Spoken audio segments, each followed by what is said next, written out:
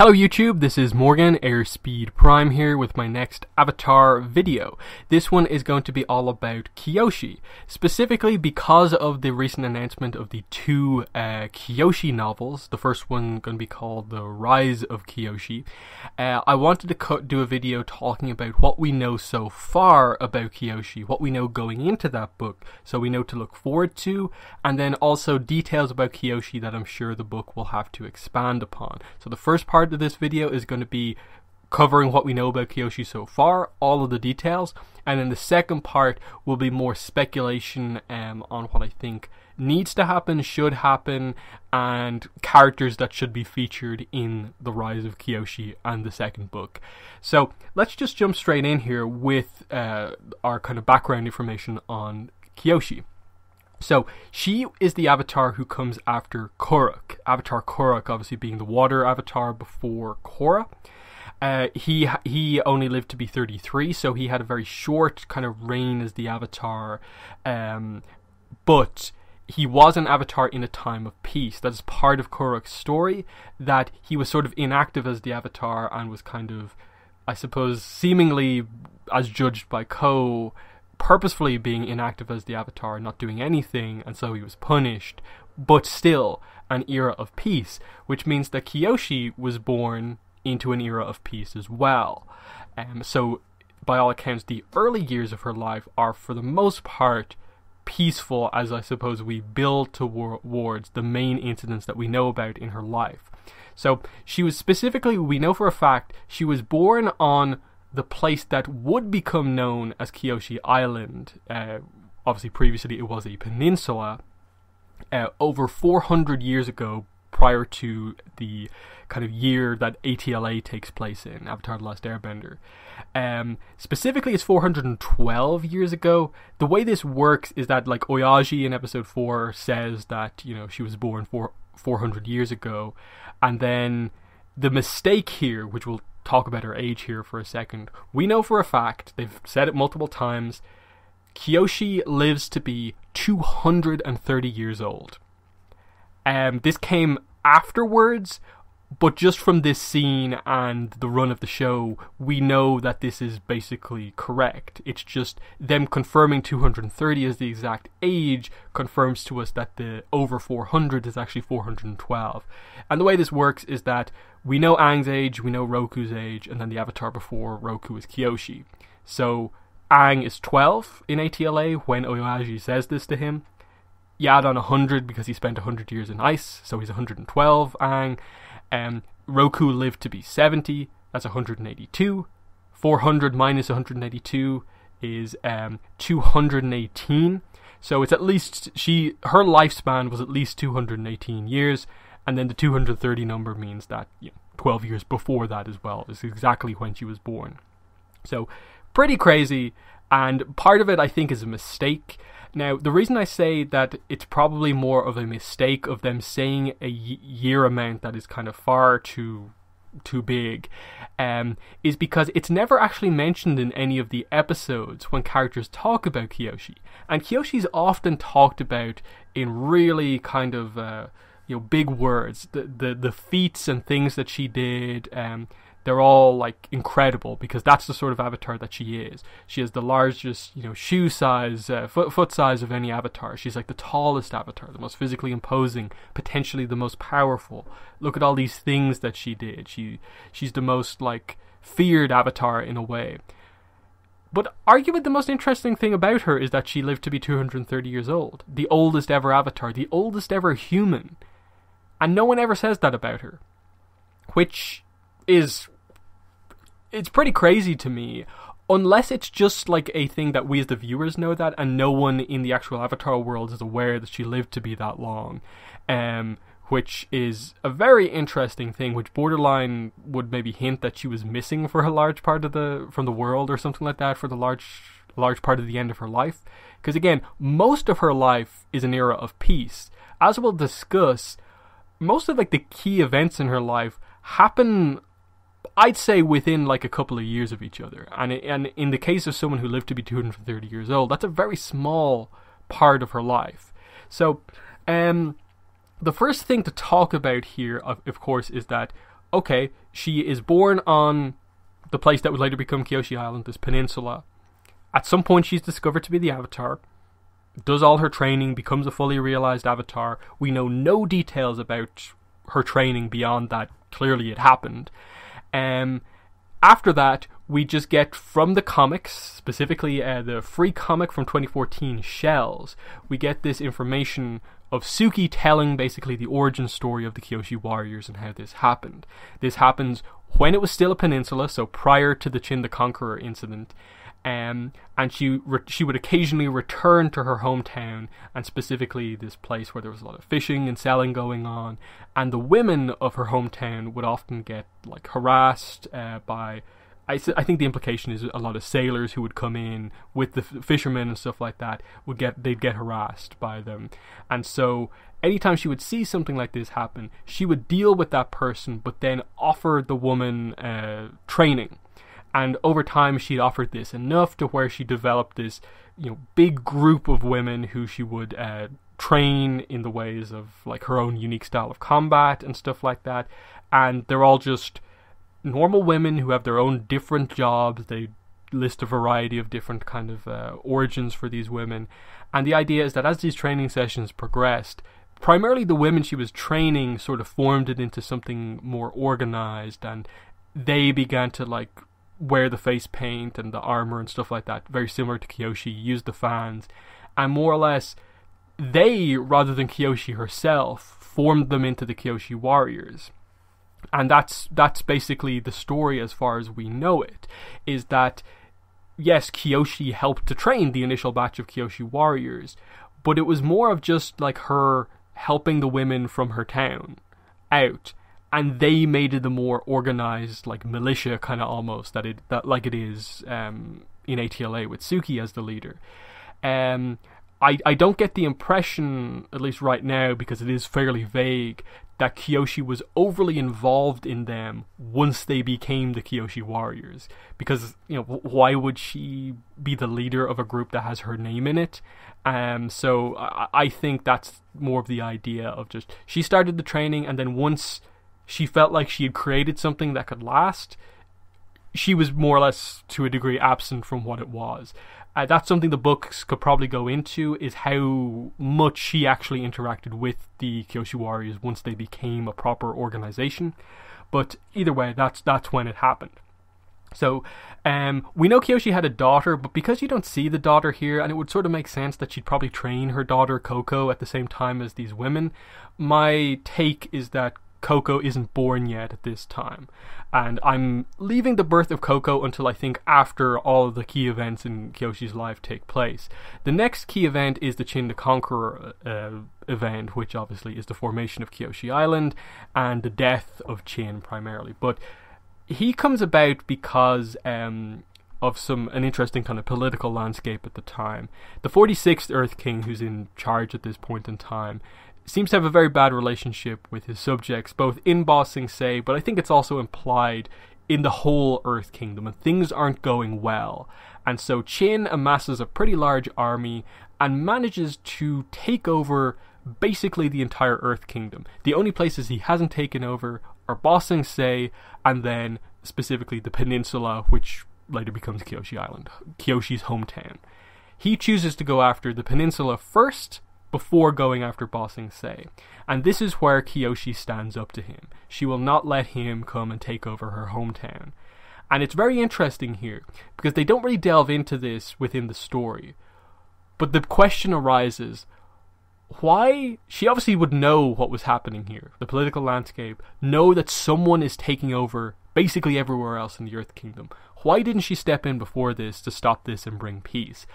My thoughts have always been on this, that Kyoshi sort of let the will of the people kind of decide what was happening here.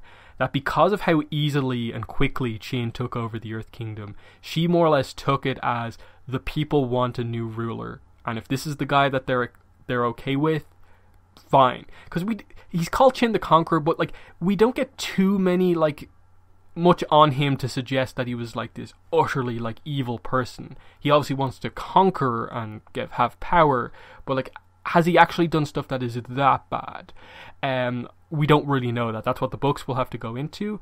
But that's my take on it, that Kyoshi sort of allowed that to happen as like, no one is really calling me in to stop him. And they seem to almost like borderline prefer this to what the 46th Earth King is offering. And so she chooses specifically that I will stand up if he comes after my hometown, which he does. And she tries to blow him away. He stands strong, but his clothes are blown off. So she decides to just separate the peninsula, cut it in half, and make an island for herself. Really make her hometown into an island. And this is the formation of Kyoshi Island, of course. Interestingly, she seems to use what is clearly seems to be lava bending.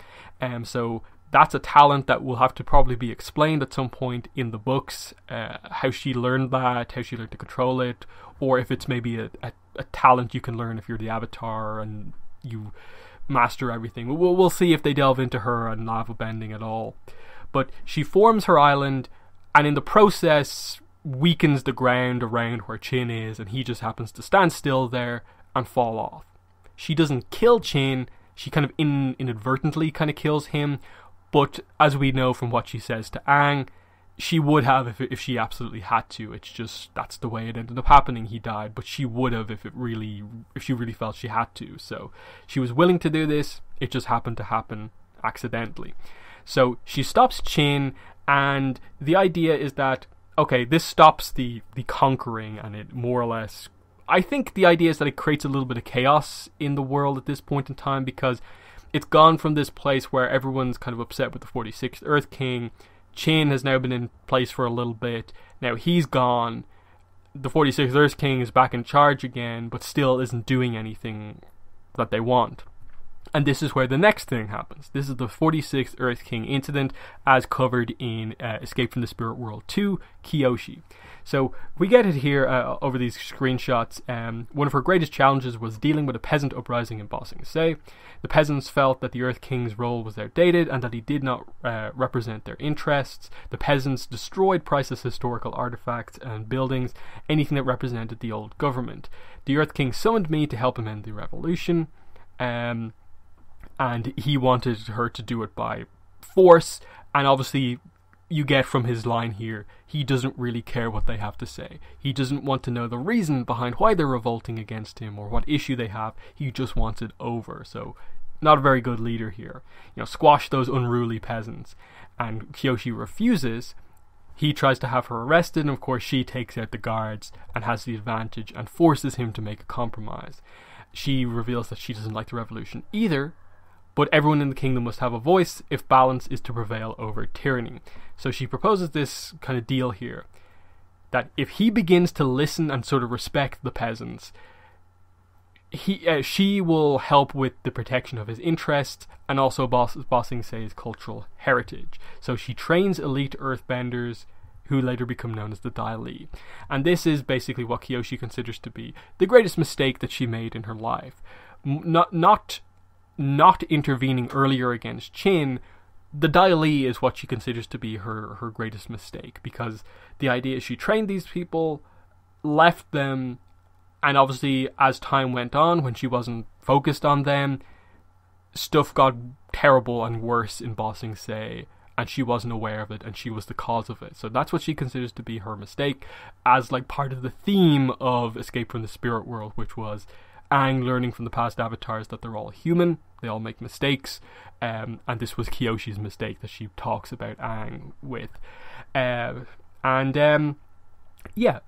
that, I think this is where the birth of Coco happens, because we don't know of any other major incident that happens with Kyoshi. As far as we're aware, after this incident, it seems to be for the most part plain sailing. I assume other stuff happened, but nothing so serious that you would consider an era of peace ended because of it.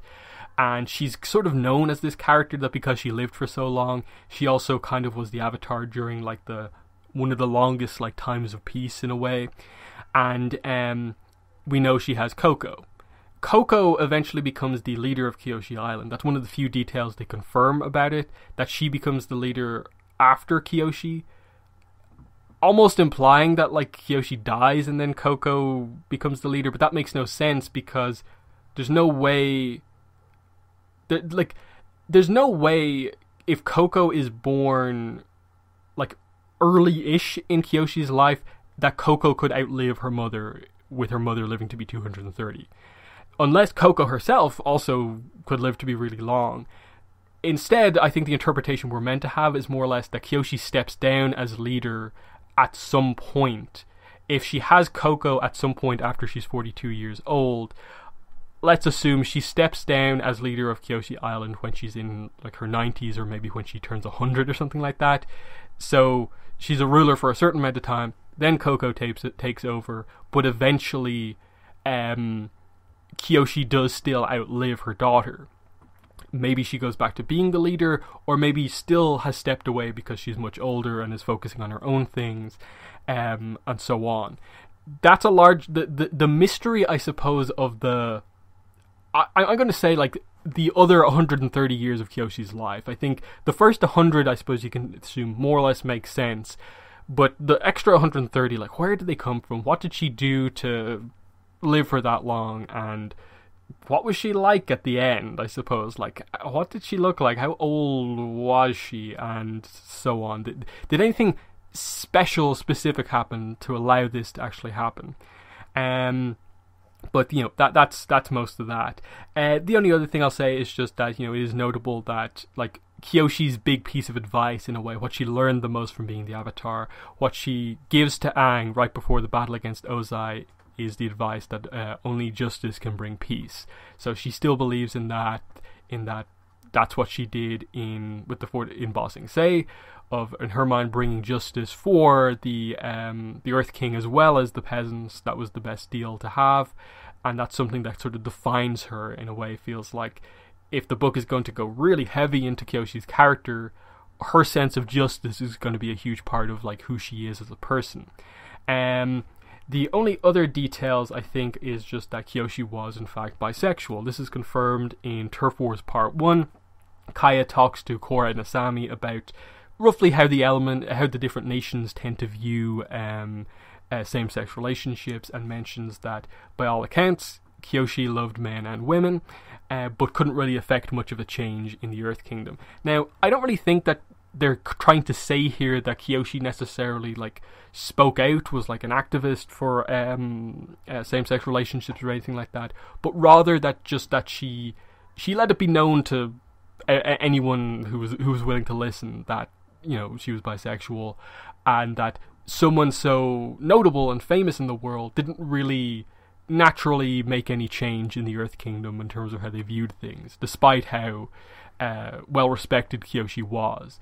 But still, it leads you to know that, like, okay, that's going to be an aspect of the story, that when we see Kyoshi, you know, growing up, her origin story when she's younger and stuff like that, it's going to be, it's a YA novel, young adult, so it's going to have hints of romance, I assume, through it, and it just means that we're going to get guys and girls that Kyoshi's interested in, and that's going to be interesting to see. But yeah, that's Kyoshi's life. We don't know anything about her for like the end. We don't know what killed her in the end, or did she just die of old age eventually, and so on. And that's really it. So, getting into the rise of Kyoshi and what the books will need to cover, characters that will need to be involved. Just from what I've said here, immediately we can assume that the 46th Earth King is going to have to be a character in the book. Potentially like the 47th and maybe the 48th as well. Just because she lived to be so long, she probably dealt with a couple of different Earth Kings. Qin the Conqueror, I assume you're going to have to go over that story, just to give it a little bit more detail in terms of the lead up to that event happening, and maybe the aftermath of it, and maybe specific dialogue that took place during the scene as well. In that, if Qin is actually from the other end of the peninsula, and Kyoshi's from the top of the peninsula, which becomes the island, did they know each other before this? That'd be interesting if they kind of expanded on Qin a lot more. I assume Coco is going to have to be a somewhat featured character at some point in the book. Why would you not cover that as a part of her life? Similarly, the Coco's father, I assume, will have to be some role in the book, even if it's maybe not a huge role. And then other than that, like, whoever finds her as the Avatar, her different teachers, I assume you'll focus on a bit early on. With the whole bisexuality thing, will you want to have her have a girlfriend maybe when she was younger or something like that, later on in life, that sort of stuff. And then just in terms of, I suppose, the character that Kyoshi is, where did the makeup come from? Like, I think it's just so well known that Kyoshi, that's what Kyoshi's character is, that you almost forget that, oh yeah, the Kyoshi warriors wear it, but it's makeup, because like we see Suki without it and stuff like that. It's also makeup with Kyoshi, so where did she get the idea to use that from? Where did her whole style of clothing and armor, using the fans, the silk, clothing and stuff like that come from? Is it to intimidate people because she is so tall herself, and her wearing the makeup and the crazy armor super intimidates people? Or is there more of a significance behind it, like one of her mentors wore makeup similar to this and she's continuing that on, and so the Kyoshi warriors wearing the makeup has a even more significant kind of importance, and so on. That sort of things, like these things that are like essential to who Kyoshi is, the book will probably want to go in and give a emotional core behind why even Kyoshi has those things, because she had to get them from somewhere herself. And just like, yeah, as I said, the fact that she's seemingly a lava bender, is that just like an Avatar state thing where you can like roughly get the effect of lava bending by using multiple elements at the same time? Or is she actually a lava bender? The whole certain avatars being lava benders has never been like overly confirmed, but like it basically is canon because they directly show her like bending lava or magma, whatever you want to call it. And just a lot of those little world building elements about her like kind of need to be confirmed. And then the whole Kyoshi warrior thing, I assume they'll expand on that at some point. The significance of maybe the first woman she helps, the person who I suppose becomes the first leader of the Kyoshi warriors, will probably be a character at some point. And what she maybe thinks as time goes on about the Kyoshi warriors, who obviously become eventually the kind of protectors of her hometown. As I said, the whole Boston Say peasant uprising, I assume you'll get some sense of like maybe when she's growing up, the 46th Earth King is probably the king that has been in place since she was born. And maybe her life, because she's from the Earth Kingdom herself, of course, maybe she had a relatively bad kind of early years because of impacts made by the 46th Earth King. So she has reasons to perhaps maybe dislike him initially early on, and that might explain why she doesn't do anything about Shin before he has taken over most of the Earth Kingdom. And it would give extra context to basically everything if the Earth King had a negative impact on her hometown from an early age. Outside of that, as I said, the whole her being the longest living human thing, like, are they just going to do it where it's just like she happened to be that person? Or is there a reason of like she went to the spirit world a lot and there's some like reveal about like if you stay in there enough but not enough to become a spirit and come back out, there is some sort of a time effect of like you don't age as much, and that's how she lived to be so long, or something else. That's what I want to know, because it is one of the more absurd things in the Avatar universe. Something living to be 230. I know we have Patik at 150, and that's a pretty crazy number as it is, but it's somewhat understandable because he's like a guru and stuff like that. But 230 is pretty crazy, and I think that's more or less where I'm going to end on here, with just, that's probably the thing of everything that needs the biggest explanation. And the fact that they're mentioning that multiple times in the description for The Rise of Kyoshi. The article mentioned the 230 number, the official description mentions her as being like the longest living human and stuff like that, longest living avatar. That's pretty notable. But yeah, I think that's the video for today. Do you have a topic that you want me to cover in an upcoming Avatar discussion topic video? If you do, you can make that topic happen by becoming a patron of mine at the $5 tier on my Patreon page, and that is the Knowledge Spirit tier. So if you come in at the $5 tier, you get to choose a topic that will be covered on a discussion topic video. You can choose the topic, specific points, or like I suppose subtopics within that topic that you want me to cover to make sure it's exactly the way you want it.